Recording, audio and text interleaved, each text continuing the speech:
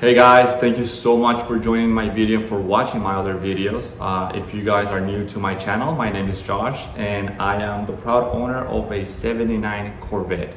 I wanted to get in depth in this video. I wanted to make more of a complete review of this car and what it is like to own this car. And I wanted to talk about some of the pros, the cons, the cost of insurance, the cost of ownership. How do these attract younger buyers? And how can younger buyers feel more confident about buying classic cars rather than buying newer cars? So if you are interested in watching this video, please stay tuned. If not, feel free to browse around my other videos as I am trying to grow this channel. Any likes or subscriptions will greatly help me. Thank you.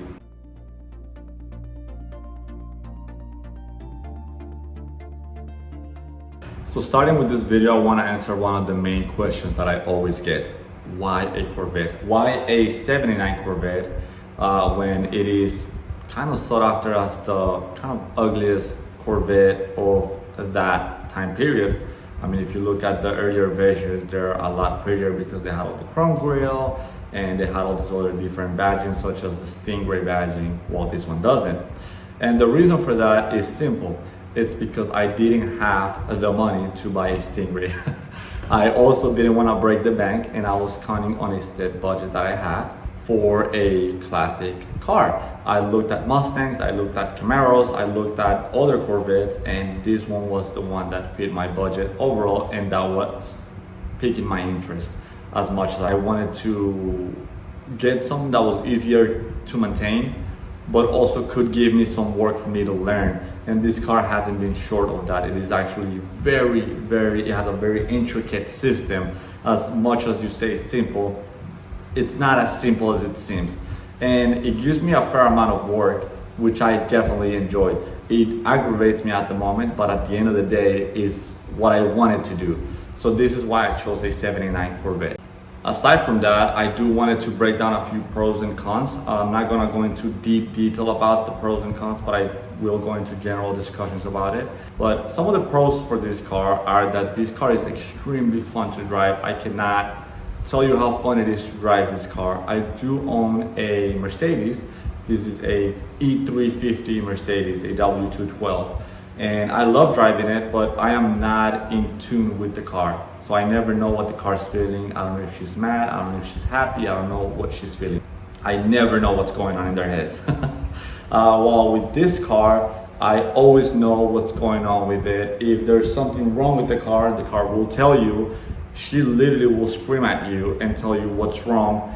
If you're doing something right, the car will reciprocate that feeling as well, and you can feel that inside of the cabin. And that's something that I love about this car, is that newer cars don't have. You're just not as in tune with the car as maybe with one of these ones. Another fun thing about this car is that it is cheap in comparison to other cars. So when I was buying this car, like I said, I was looking at Mustangs, I looked at Camaros, I looked at a ton of different cars. I even looked at MG cars, which I find beautiful, just too little. But I looked at a ton of different cars and I found out that this car was the one that suited my lifestyle more than the rest. Didn't break the bank. It was extremely cheap compared to the other ones. And you can find one like this one in a very good state for under 15 grand. Guys, if I can be honest with you, I even looked at Polaris's slingshots and was like in a full-on spectrum of cars, if you can call that a car. The engine for this car is a very robust engine. This one right now has a small block. It's a 350 Chevy engine and is a strong engine. It's an engine that it is so well built and it is so simple. This has a Rochester Quadrajet, extremely easy as well. Not the pinnacle of carburetors, but a carburetor that is very well built as well, and it's very easy to work on. So this car definitely gives you the ability for aftermarkets, OEM, easy repairs, easy to understand. The diagram for this engine, it is extremely easy. And so it's not a very complicated engine, but it is an engine that shows you what's wrong right away and how to fix it too. And the community for these cars is huge. Everyone knows about these engines. They're very well built and they last a long time. They just don't break that easy. And so that's why it was a confident buy for me. Going into the community portion, the communities for Corvettes are so large.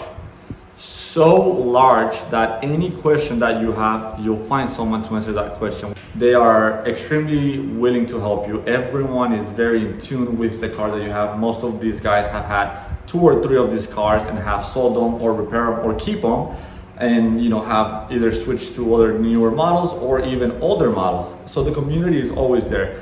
They will tell you exactly how to fix anything. They will tell you how to do the repairs yourself. I've gotten people in car shows that even get onto the car to look at what's wrong with the car without me even asking. They're just kind of easy to help you, that you always feel that you have a backup in case you do not know what to do in an emergency, or if the engine fails, or if something doesn't work properly. There's always someone that's always there to help you. Another pro to this car is the cost associated with it, and by that I'm referring to insurance cost and overall ownership cost. Now, there's a fine line between cheaply maintainable car and an expensive maintenance car, and I think most of that relies heavily on what you're trying to do to the car and the timing you're trying to do it. This one, in my case, I'm keeping it for a long time. It was more of a long-term investment rather than a quick turnaround sale for profit. So I do plan on keeping this car for a long time, and for those reasons, to me, it hasn't been all that expensive because I don't buy parts often. If you are doing this in a span of a year or 2, then yeah, you're looking at a heavy cost out of your budget. But if you're planning on working on this car for the next, 6-7 years, then your cost is suddenly shrunken by a lot. Just depends on what you're trying to do to the car. If you're wanting to do a full restoration, if you're wanting to do an aftermarket, or if you wanted to do a mix of both, which is what I'm trying to do. I'm trying to get the things that used to work again and add newer things that newer cars had. That's kind of where I'm at when it comes to the cost of ownership. Lastly, on the pro side, it is a Corvette, guys. I can't tell you the feeling of waking up in the morning and saying that I own a Corvette, and a piece of history at that. It's an excitement. It puts a smile on my face, and I take great pride on it. I don't necessarily see anyone every day driving a old school ass Corvette, and I am lucky and privileged to be able to drive one, and for those reasons I cherish it a lot. Now, the fun part. Let's get to the cons of these cars and what are some of the things that I've seen that run my nerves, and some of the things that I want to discuss so you don't have to worry about this when buying a Corvette. One of the cons for these cars is that I wouldn't consider this to be a daily driver. One, because if you've had other cars, you get used to certain driving conditions, certain speed limits, certain commodities, and this car does not give you any of that. So that's something that could get stressful, especially in a hot Houston summer day. Your feet will roast. So that's something that you need to be aware of. If it's in the winter, you're looking at other problematics that I have not experienced myself, so I can't speak, but I have read a lot about it. It is a 40-year-old car, so you're prone to leaks, you're prone to rust, you're prone to a lot of other things that with newer cars you just simply don't worry about as often. There's cracks everywhere, there's paint chipping everywhere, there's a cheap interior. These Corvettes have cheap interiors, although I love it, but they're cheaply made. My radio doesn't work, the AC is barely throwing any air, and there's just a whole bunch of creaks and noises that I do not wish to have on my daily commute. So for those reasons, I wouldn't consider this car a daily driver. Aside from that, you could be looking at serious leaks such as transmission fluid, oil leak fluid, power steering fluid. I am naming things that mine has gone through, and I drive it on the weekly basis only, not even a daily driven car. So as much as I've heard that you can drive this car on the daily basis, I would not suggest that. I would highly suggest against it, as I don't think this is the car to do that. So with that being said, I do not believe this car can be daily driven. You could, but I don't think you should. Can you work on it? Yes, 100% you can. It is extremely awesome to work on these cars, as the car will tell you exactly what's going on with it, and all you have to do is kind of look for it. Is it easy? It is easy. There are certain things that will require certain tools and certain time, but you can actually work on it, and it's not difficult. Just make sure you do research and educate yourself before starting a project on these cars, and the engine specifically, or the wiring, which is notorious for it being a mess. What are the costs associated with it? Well, to recap on that, it just depends on what you're doing to the car, and most importantly, the time you're doing that project on. If you're doing it like me in who knows how long, then the cost becomes irrelevant. It's not as expensive as you might think. But if you're doing this in the span of a year, then suddenly you're adding a ton of costs to a car that you could potentially be building in 3 or 4 years.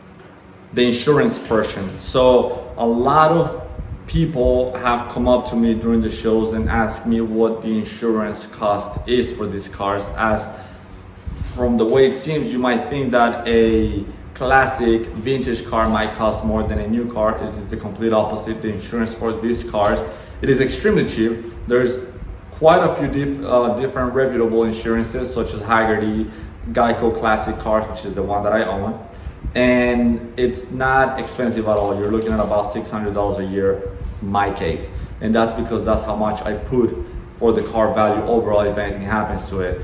Now, as far as this car, if anything were to happen to the body, then you could be looking at an expensive option.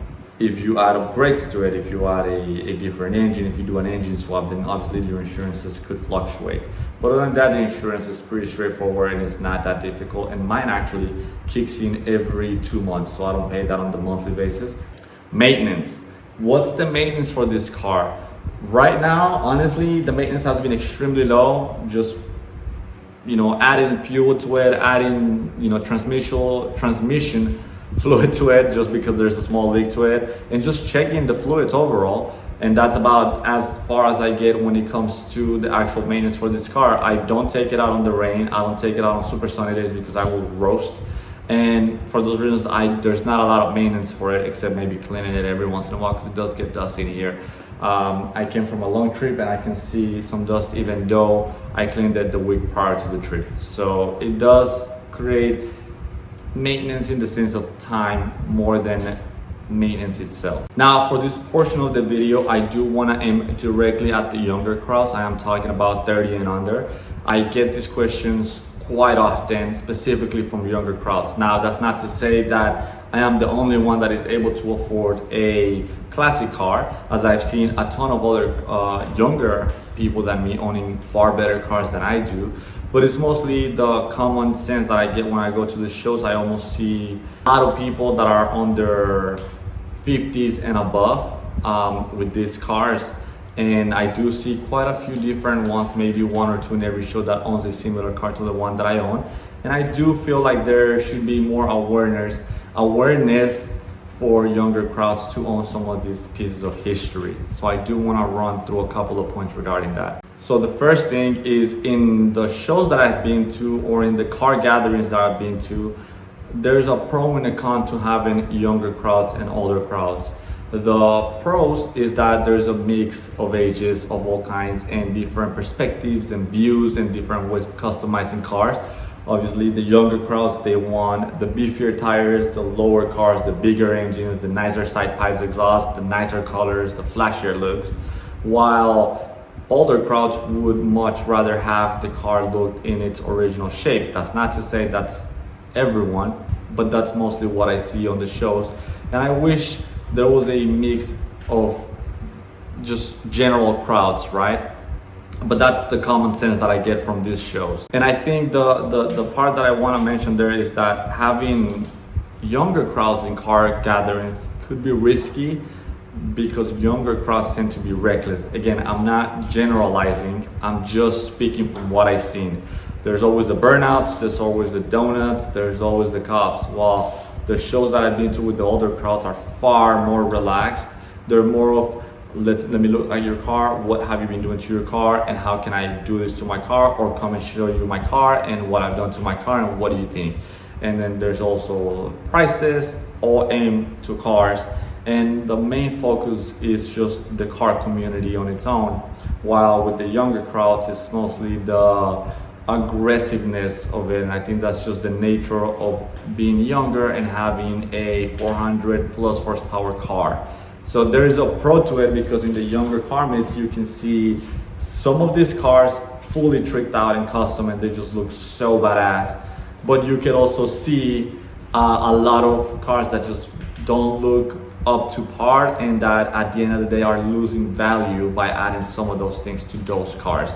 So it is good to explore different options and then find the one that you feel more comfortable with. Now, as far as tips for buying a Corvette or a classic car, I think some of the things that you need to really look into is what's your ending goal. Are you planning on having it for a long time, a long-term ownership, or is this a quick turnaround profit? I think there's so many questions that entices. I mean, this car is garage kept. I don't think this car would resist the summer heat in Houston. So there's a lot of things that you need to take in consideration. What's the year? What's the mileage? Are the numbers matching on the engine in the car? Is the frame rusted? Am I going to separate the frame from the chassis and coat it? What's the work on it? What are some of the problems with it?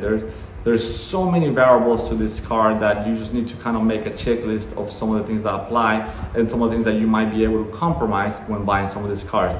It's never going to be perfect, and you're always going to have certain problems coming into these classic cars. But there's just so many things and implications when it comes to this car that sometimes it's just far easier to just buy a newer car than buying a classic car, as you will be spending so much time trying to figure out and deciding where to get to when it comes to buying your car. So there's a lot of things that you need to read upon and Google to make sure that you're on the right track. If I were you, I would also get the manuals to make sure that you are consistent with what you're doing in your car and you're not just messing things up around. If you fix one thing, another thing might be breaking next to it. There's so many things that just go around when it comes to restoring this car. Now, to conclude, I do want to give you guys my honest opinion. I am extremely happy about owning this car. I'm so happy I'm actually making videos about it. It is cheap to maintain. It is overall a cheap car to maintain. Even though I've kind of fluctuated between timing and money spent in these cars. It is not difficult to work at all. I do keep my manuals handy to make sure that I am able to go back and forth between what I need and what I need to do to the car. Those manuals are Bibles when it comes to working on older cars, and any car guy that owns a classic car will tell you the same exact thing, hence why I got them. Aside from that, the community is always ready to help. Like I said, I have a couple of friends that are very in tune with Corvettes and talk, sleep, eat Corvettes. And it's just amazing talking to them. Now, this is not my main priority. Obviously, I do have another car that's a daily driver, but as far as hobbies goes, this is the only thing that I care for at this moment, and I love it. I definitely love it. It is a fun car to drive and to work on. It's going to be it thanks you if you do something right with it, and it literally slams you if you do something wrong to it. So it's a really cool balance between an old machinery speaking to you versus having a new machinery ignore you the whole time.